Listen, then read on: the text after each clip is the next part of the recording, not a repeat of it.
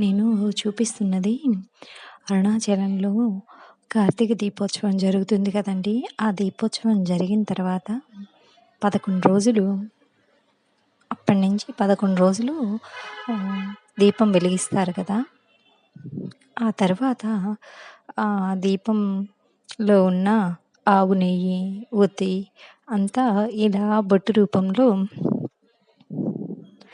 ప్రసాదంలాగా దేవస్థానం వారు వితరణ చేస్తారన్నమాట.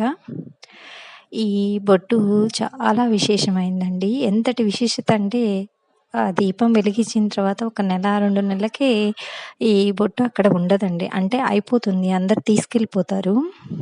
దీనివల్ల ఆయురారోగ్యాలు, అష్టైశ్వర్యాలు, దృష్టి దోషాలు అన్నీ తొలగుతాయని అందరి భక్తుల విశ్వాసము.